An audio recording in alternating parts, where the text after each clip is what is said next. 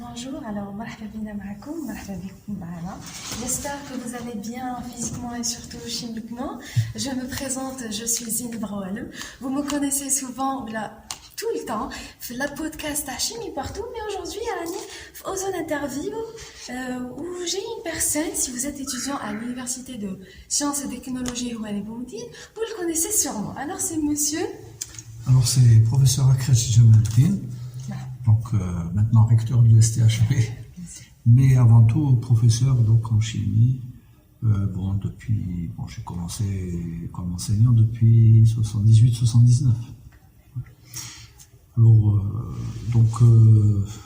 je suis rentré à l'USTHB comme étudiant en première année en 74 avec l'ouverture donc de cette université. Donc j'avais fait mes 2 ans au niveau de l'USTHB, puis le S5 ne se faisant pas à l'époque en 76, j'ai terminé avec un groupe de camarades dont il y en a qui sont collègues actuellement en chimie. On a terminé notre DES de chimie donc à la fac centrale, à Alger Centre, et c'est après avoir obtenu donc mon DES que j'ai entamé donc ma carrière d'assistant au niveau de l'USTHB en revenant. Donc ensuite j'ai donc fait mon magistère au niveau de l'USTHB et à l'époque notre laboratoire c'était le laboratoire de valorisation de minerais. Il se situe au niveau du centre nucléaire CRNA donc du Tagarin. J'ai terminé en 83 mon magistère, donc j'ai soutenu. Et j'ai fait mes 2 années de service national, 83-85, au niveau de l'école militaire polytechnique actuellement, c'était le NITA de l'époque. Ensuite, je suis revenu donc à l'USTHB. Donc ça a été toujours des départs et des retours. Parce que donc j'avais fait 2 ans à l'USTHB, je suis parti à la fac centrale, je suis revenu donc à l'USTHB comme enseignant. Ensuite, je suis parti au service national les 2 ans. Je suis revenu donc comme maître assistant titulaire. Ensuite, j'ai fait ma thèse de doctorat d'État au niveau du laboratoire toujours qui s'appelait valorisation de minerais, maintenant qui est donc sous l'appellation laboratoire d'hydrométallurgie et chimie inorganique moléculaire. Alors mon doctorat, une partie je l'ai faite au niveau du CNRS de Montpellier. Et donc l'autre partie je l'ai faite au niveau de notre laboratoire et j'ai soutenu donc mon doctorat d'État en 1996. Alors, en 1996 donc j'étais maître de conférence et à ce moment-là donc j'ai commencé à faire un peu d'administration. Donc j'étais sous-directeur de la postgraduation en chimie, l'Institut de chimie, l'ex-Institut de chimie. Ensuite en 2000 j'étais chef de département de chimie et physique de matériaux inorganiques. Et en 2005, donc, j'ai rejoint le rectorat comme vice-recteur chargé de la postgraduation, recherche et habilitation universitaire, jusqu'en 2016. Donc en 2016, j'ai quitté encore l'USTHB une 3e fois. Donc je suis parti au ministère, j'ai été inspecteur donc, à l'inspection générale de la pédagogie.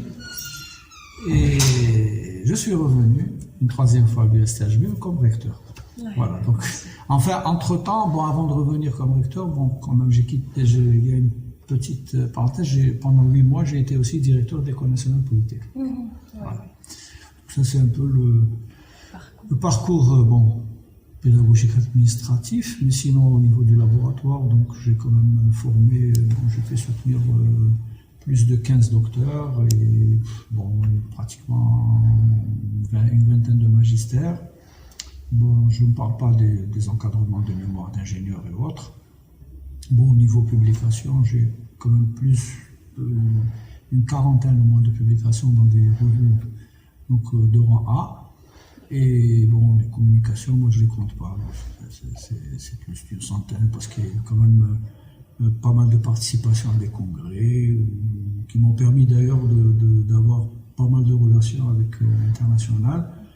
Et ça m'a permis aussi de monter pas mal de projets internationaux puisque j'ai été responsable de projets algéro-espagnol plusieurs fois, algéro-italien, des projets, donc j'ai eu 3 projets Tassili, J'ai aussi initié un projet Erasmus avec le Portugal. Bon, il y a eu des projets aussi, même avec un linkage avec l'OTAN. Où on a pu lancer une coopération avec un labo espagnol et un labo français. J'ai été aussi co-directeur d'un cours, ça c'était en 2009, d'un cours justement de haut niveau financé donc par l'OTAN concernant donc le traitement des eaux. Les domaines, mes domaines disons de travail en recherche, je pense c'était d'abord les procédés membranaires, tout ce qui est aussi échange d'ions, chimie en solution. Bon, maintenant on s'intéresse un peu à la décontamination des sols et au traitement de matières solides par des procédés électrochimiques.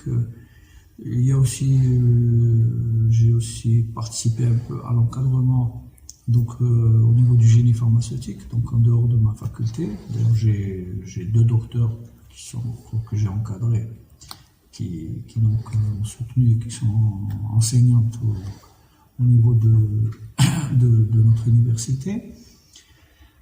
Bon, il y a beaucoup de travaux.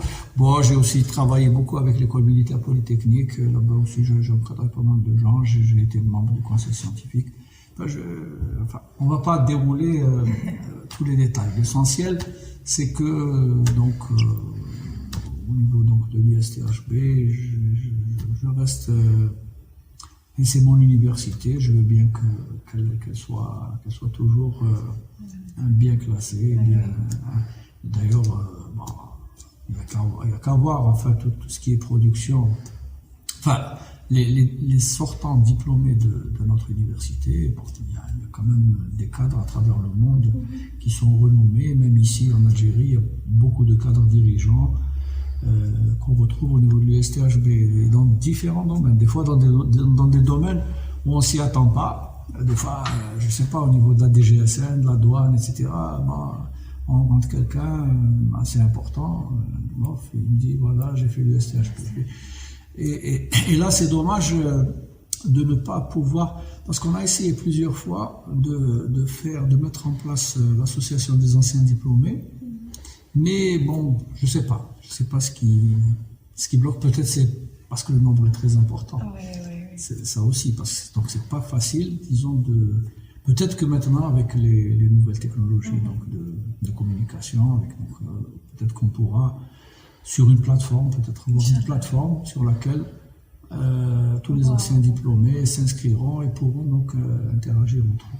Parce que là, il y a beaucoup de choses, beaucoup de bonnes choses que l'université peut avoir, parce qu'un ancien diplômé, il sera toujours, il aura toujours en souvenir son université, et quand il pourra rendre service à son université, je suis sûr qu'il le fera. Oui, je suis tout à fait d'accord. D'ailleurs, j'aimerais vous remercier d'avoir accepté d'être avec nous, d'être avec Ozone Podcast et d'être la rubrique Tana Ozone Interview. Et je suis très fière et honorée d'être ici avec vous, parce qu'en étant étudiante en chimie physique des matériaux minéraux et mécaniques, donc de rencontrer un ancien chef de département. Alors, vous nous avez raconté votre parcours. J'aimerais bien savoir, que représente pour vous la chimie? Qu'est-ce qu'elle vous a ajouté? Enfin, la chimie, bon, d'abord la chimie c'est la vie, hein, donc, mais disons que c'est une matière quand même, je vais vous faire une confidence, hein. C'est une matière que j'ai aimée quand je suis rentré à l'université, parce qu'en fait, quand on était au lycée, je dirais qu'elle était mal enseignée, et qu'il n'y avait pas vraiment, parce qu'en fait, la chimie était intégrée au niveau de la matière physique, parce qu'on faisait de la physique et un peu de chimie. Donc c'était une matière, pendant les années de lycée, qu'on ne sentait pas vraiment.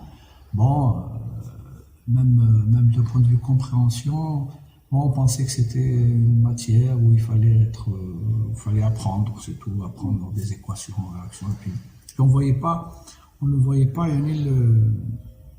disons, la construction, enfin,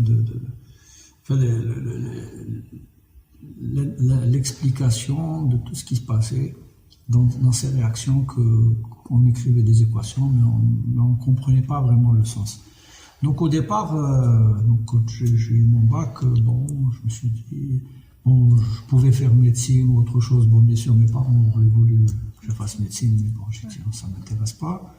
Bon, on était un groupe d'amis, on s'est dit, tiens, il y a le mot sciences exactes, il nous a plu, on a fait sciences exactes. Donc on a fait le tronc commun, sciences exactes et technologie. Et c'est là où, en première année, donc quand j'ai fait les 2 modules, les 2 premiers, parce qu'à l'époque c'était un système modulaire, donc il fallait à chaque fois avoir son module pour passer. Donc on avait commencé par le module d'atomistique, c'était le C1 à l'époque. Et ensuite il y avait le thermodynamique. Et là j'ai découvert autre chose, vraiment la chimie. Je me suis dit quand même c'est une science fantastique, intéressante, attrayante. Et donc là j'ai vraiment aimé. J'ai vraiment aimé, donc au bout de la première année, moi entre l'ingénierat et le DES, j'ai préféré le DES. Et en DES, donc j'ai hésité un peu entre maths et chimie, parce que c'est les 2 modules les 2 matières où je me retrouvais le mieux. Ensuite, j'ai opté pour la chimie.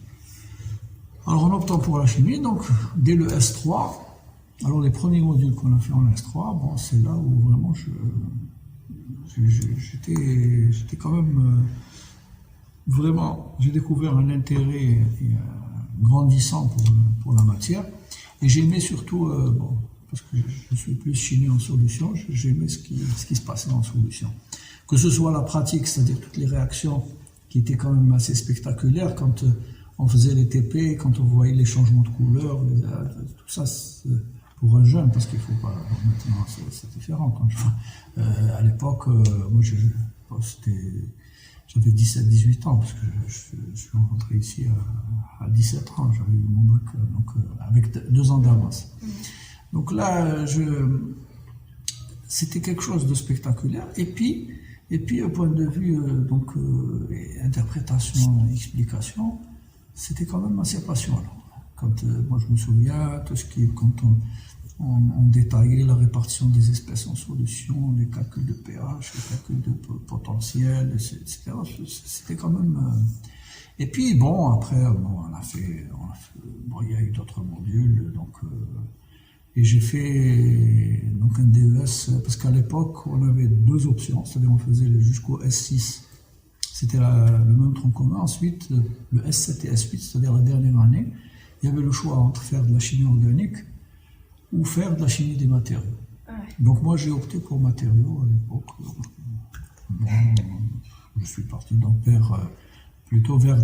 parce que dans matériaux, il y avait aussi solution, parce que c'était corrosion, c'était un peu chimie du solide. Donc là, c'est... Et ensuite, pour le magistère, c'était carrément, c'était de l'hydrométallurgie, donc on a continué un peu dans ce sens-là. Et même du point de vue enseignement, le premier module que j'ai enseigné, c'était de la chimie analytique au départ. C'était de la chimie analytique, j'étais assistant TP en chimie analytique.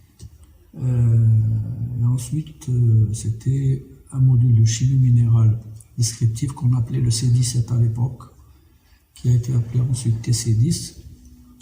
C'était un module pour les ingénieurs qui se faisait en S3. Et là, c'est un module que j'ai dû enseigner pendant pratiquement 2 ans, 2 à 3 ans. C'est-à-dire, quand on dit 2 ans, c'est 4 semestres. C'était des semestres. Parce qu'un module, il s'enseignait chaque semestre, et donc même quelqu'un qui refaisait, au semestre d'après, le module était réenseigné, c'est-à-dire c'était pas des enseignements uniquement annuels. Ensuite, j'ai enseigné, il y avait le SEC 120 ensuite pour les chimistes, j'ai enseigné aussi l'électrochimie les dernières années, matière B, etc. Mais disons que la plupart des matières que j'ai enseignées, en dehors aussi, pendant un certain temps, j'ai enseigné quand même aussi la première année, c'est-à-dire l'atomistique. L'atomistique. C'était le module s'appelait SEC 100 c'était destiné, donc c'était le tronc commun, c'était les troncs communs CETI, donc sciences exactes et technologie. Donc là c'était le module, il s'appelait Sexant, parce qu'il y a eu des changements d'appellation. Maintenant c'est chimie 1, chimie 2. Bon, donc, voilà. Sinon la matière, oui, sinon le contenu n'a pas vraiment changé. Enfin, bon, il a quand même évolué dans certaines matières, mais pour des matières fondamentales, ça change très très peu. Puisque bon, on enseigne toujours en Sexant, on part toujours du modèle de Bohr, etc. On arrive à Schrödinger. Schrödinger qui faisait peur aux étudiants. Bien que ce qui se fait en première année, c'est très simple. C'est très simple, mais je comprends. Donc, on en parlait bien. Ce qui m'a intéressé, c'est que je ne savais pas que les chimies des matériaux existaient autrefois. Ah oui, bien sûr. Chimie des matériaux existait, le DES en 1978. Donc, parce qu'il y a eu une réforme. Si on revient un peu à l'historique de l'enseignement supérieur. Nous, on a été, comme maintenant, la dernière réforme, c'est le LMD. Mais à l'époque, donc, il y avait une première réforme. Nous, on était un peu... Il y a eu une réforme en 1972, exactement.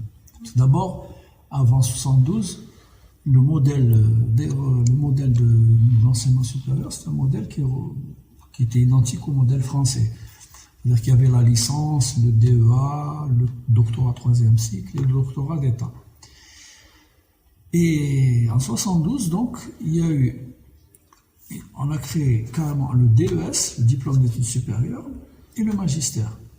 Et ensuite, après le magistère, donc, le doctorat d'État. Donc, avec la création du DES qui se faisait en 4 ans, qui était, disons, ça remplaçait un peu la licence, parce qu'avant, il y avait une licence de chimie, une licence de biologie. Donc là, au départ, le DES était enseigné donc avec 2 options. Il y avait les 3 ans, ensuite il y avait 2 options, donc chimie organique et chimie des matériaux. Mais ensuite, je sais pas, une dizaine d'années après, ils ont fait un DES unique. Donc sur les 4 ans, donc il y avait un DES de chimie tout court. Donc les termes des matériaux et organiques, ça a disparu. Ça a disparu. Et c'est resté uniquement au niveau du magistère, puisqu'à l'époque, l'ancien système, enfin, qui vient de disparaître tout récemment, point de vue post-graduation, il y avait donc le magistère. Le magistère, alors, au niveau des magistères, donc il y a le magistère polymère, magistère chimie organique, magistère de CPMI, et puis il y avait le magistère de chimie physique aussi, la chimie physique et théorique. D'ailleurs, c'est à partir de l'appellation du magistère que la faculté de chimie, qui a été créée en 2000, c'est devenu une faculté en 2000, il y a eu donc 4 départements. Ces 4 départements sont nés des 4 post-graduations qui existaient. C'est avec l'appellation des 4 post-graduations que les 4 départements ont été créés. Voilà, c'est-à-dire qu'il y avait la post-graduation en chimie et physique des matériaux organiques, c'est devenu département de chimie et physique. Voilà. Et la même chose pour les polymères. Donc il y avait chimie des polymères. Donc il y a eu le magistère, donc plutôt le département de chimie des polymères, Macromol, enfin. Et il y a eu donc chimie organique appliquée qui a été créée. Bon, ensuite, maintenant c'est l'appellation des départements, mais maintenant, donc avec les masters et autre chose, vous avez donc d'autres appellations. Et bon, c'est possible qu'il y ait maintenant ensuite une restructuration pour être disons, en phase avec l'évolution des... D'ailleurs, la chimie, moi je vous dis, la faculté de chimie, à un moment donné, il y avait de moins en moins d'étudiants. Parce qu'il y avait le DES unique, c'est tout. DES unique qui menait au magistère. Donc les gens préféraient, il y avait encore l'ingénierat, donc les gens préféraient faire un ingénierat, parce qu'ingénierat permettait de trouver un emploi. Et il y avait l'espoir de magistère, donc il y avait l'emploi et le magistère. Donc quelqu'un qui faisait ingénieur en génie mécanique ou en génie chimique, une issue, disons, au niveau d'une industrie, et en parallèle, il pouvait passer son magistère sans problème. Et d'ailleurs, on n'avait pas, au niveau des filières ingénieurs, on n'avait pas un grand nombre de candidats au magistère. Par contre, les DES, ils n'avaient pas d'autre issue. C'était passer le magistère. S'ils arrivaient à avoir un magistère, donc ils allaient vers une carrière peut-être d'enseignant-chercheur. Et sinon, le DES en lui-même n'offrait pas trop de possibilités. Donc, on avait une chute du nombre d'étudiants et une désaffection. Donc, en fin de compte, à un moment donné, les enseignants de chimie, bon, ils ne chômaient pas. Pourquoi? Parce qu'ils enseignent au niveau des troncs communs, surtout. Mais au niveau de la faculté, c'est-à-dire pour les modules de spécialité, bon, à un moment donné, on avait pratiquement une seule section de, je sais pas, 40 à 50 étudiants. On s'est dit, voilà, la chimie va peut-être fermer, va disparaître. Et donc, c'est à ce moment-là, quand il y a eu le LMD a en fin de compte sauvé la faculté de chimie. Parce qu'avec le LMD, donc, il y a eu de nouvelles formations qui sont apparues. Donc, il y a eu, à un moment donné, même les licences étaient spécialisées. Après, on est revenu à une licence. Parce qu'au départ, on a lancé la licence chimie du médicament, licence analyse et contrôle, il y avait une licence matériaux, je crois. Puis bon. Ensuite, donc, on s'est dit non, laissons la licence. Il y a une licence de chimie qui va donner donc une base. Et les masters, maintenant, il y a quand même il y a plus d'offres de masters, puisqu'il y a un master chimie du médicament, il y a un master analyse et contrôle, il y a un master maintenant même industrie papetière, un master criminalistique. Bon, master criminalistique, c'est un peu spécial. C'est un master, à l'époque, quand il avait ouvert, j'ai personnellement participé à son ouverture avec l'Institut national de criminalistique de la gendarmerie. Et M. Dahmani, professeur Dahmani. Donc à l'époque, j'étais vice-recteur, donc je l'avais proposé comme responsable master.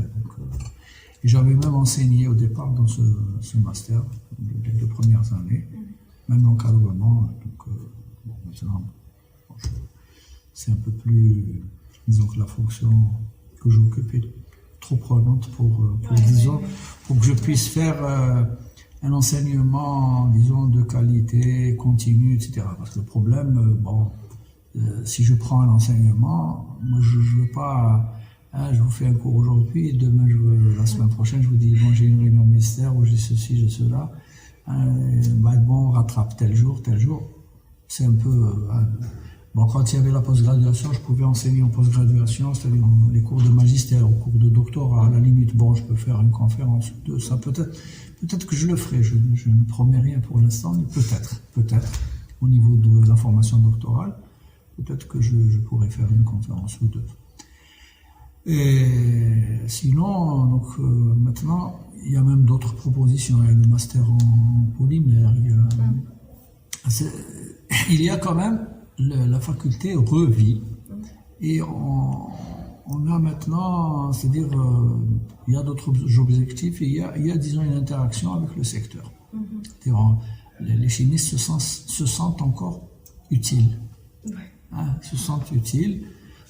Bon, ils ont toujours été utiles, mais disons que avec le statut du DES à l'époque était un peu, c'est-à-dire il enfermait la chimie. Donc maintenant, les formations sont quand même variées, intéressantes, attractives.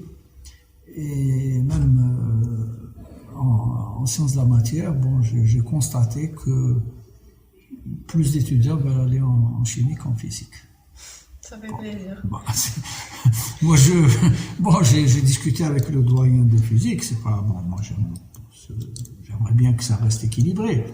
Mais là aussi, il faut proposer des formations attractives. Parce que maintenant, les jeunes ne sont pas dupes. Pourquoi il y a des rushs sur certaines formations et puis des désaffections. Parce que maintenant, vous avez les médias, tout est ouvert. Et donc, certaines formations, il y a quand même... elles arrivent, disons, à attirer, à être... le jeune sait que cette telle formation va lui permettre quand même de faire quelque chose dans son parcours professionnel. Par contre, il sait que ça, on ne peut pas lui mentir, il sait qu'il y a des formations, il vaut mieux les revoir ou carrément des fois les arrêter, parce qu'il faut avoir des fois le courage d'arrêter. Quand une formation ne mène nulle part, il faut savoir l'arrêter. Et là, c'est ce qu'on constate. Il y a une forte demande pour certaines filières et d'autres filières, par contre, elles sont désertées. Les gens, quand ils sont affectés dans certaines filières, ils disent que c'est une punition.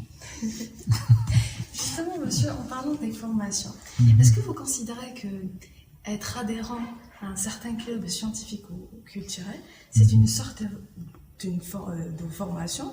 Et est-ce que les clubs scientifiques, et comme je dis, même culturels, ajoutent une certaine valeur et un impact à l'université, surtout à la vie estudiantine? Oui, ça c'est évident. Parce qu'en fait, un club scientifique, parce qu'en fait, un étudiant, quand il est dans ce milieu universitaire, moi c'est pour ça que même quand j'ai pris mes fonctions, j'ai carrément installé un enseignant comme conseiller chargé des activités donc culturelles et sportives. Bon, dans culturel, on peut mettre le scientifique, c'est-à-dire, je dirais, pour ne pas que le mot soit très long.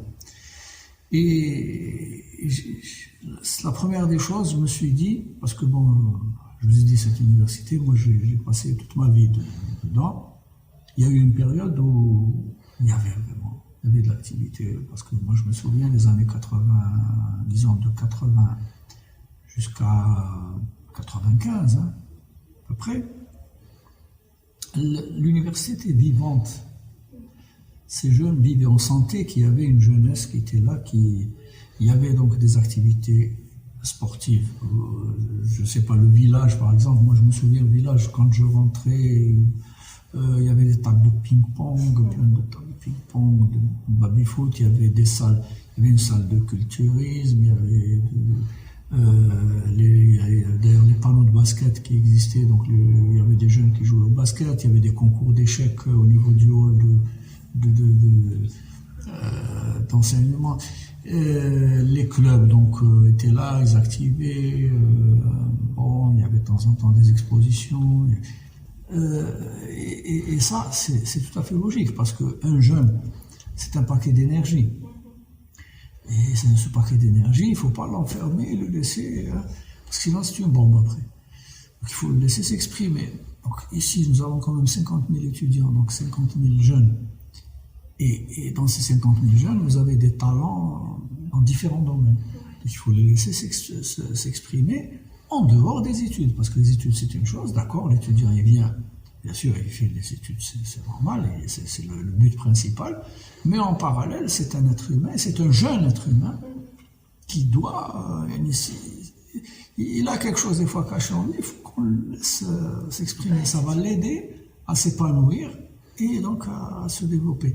Et puis quand c'est un club scientifique, ça lui permet d'évoluer, disons, dans sa filière en même temps, puisque, en général, le club scientifique, donc il y a les études d'un côté, puis le club scientifique, c'est tout ce qui est, on essaie de faire des petites innovations, etc., qui sont, disons, au voisinage du domaine d'études.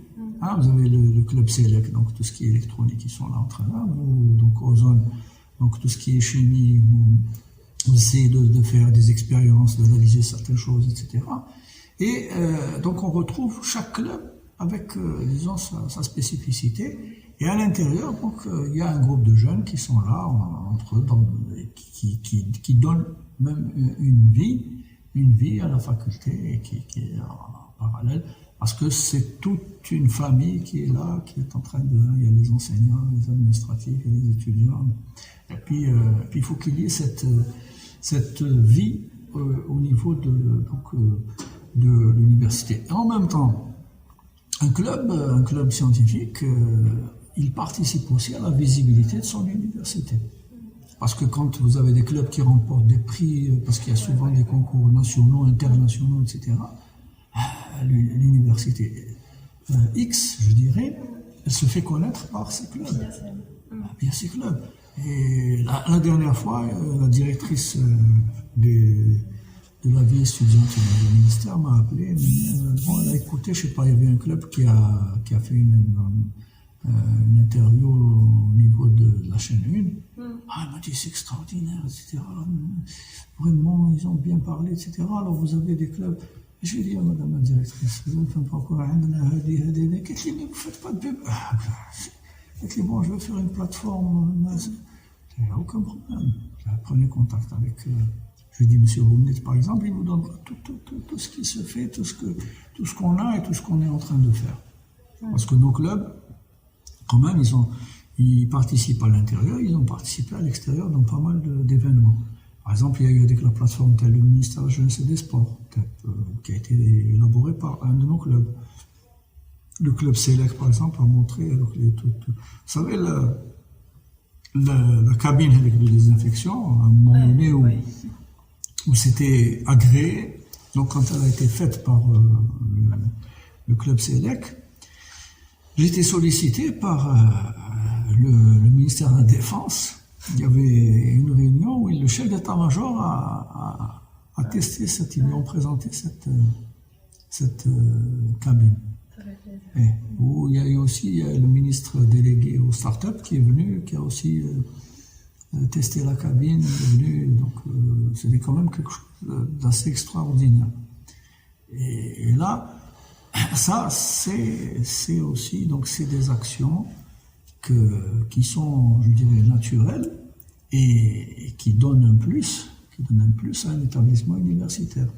Parce que si on vient pour faire uniquement des cours et TP, puis on sort, ça ne devient plus une université. L'université, c'est tout autre chose. Justement, en étant adhérente du club Oxfam, je confirme que c'est vraiment, ça aide beaucoup l'étudiant et la vie étudiantine. Maintenant, juste pour finir et conclure, pour ne pas vous retenir encore plus, juste, est-ce que vous pouvez nous donner quelques mots pour tout étudiant de l'USTHB, pour les clubs actifs à l'USTHB? On va parler de l'étudiant chimiste et surtout du club Oxfam. Et enfin, bon, moi, l'étudiant de l'USTHB, bon, d'abord,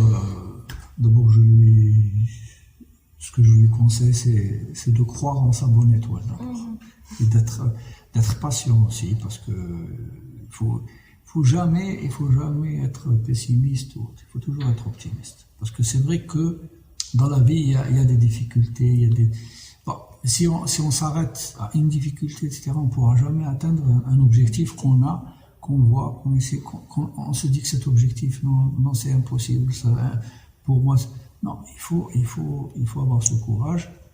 Et je dis des fois même vis-à-vis des difficultés, c'est comme pour les chevaux, quand on dit on leur mettait des œillères, les chevaux de course, pour qu'ils regardent uniquement l'arrivée, pour qu'ils ne voient pas son voisin à côté.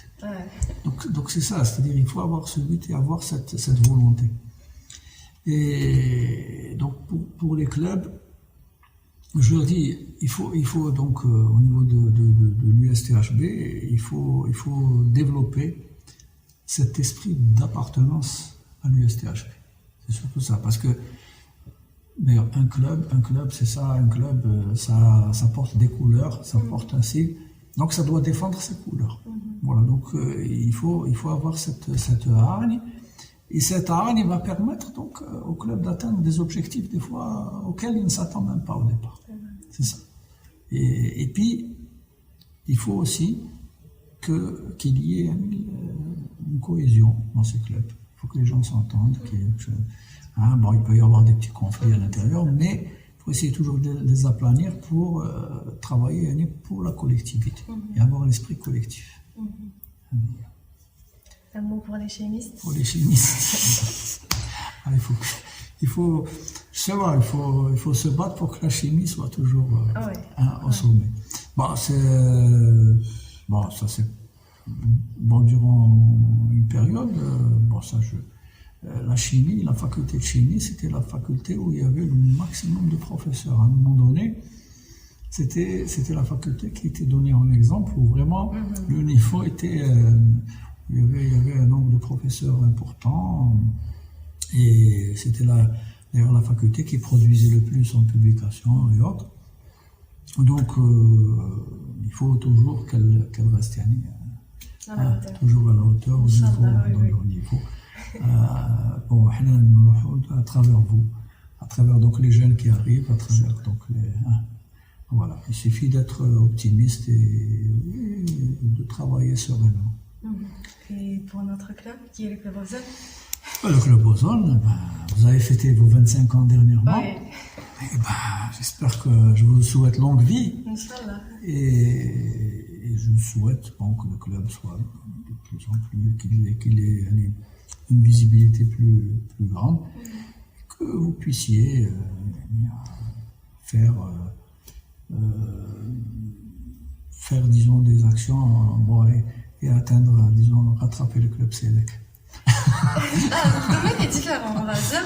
Non, c'est différent, mais disons, au point de vue palmarès, je vous le souhaite. C'est-à-dire, il faut essayer de se fixer des objectifs plus hauts, aller toujours plus haut.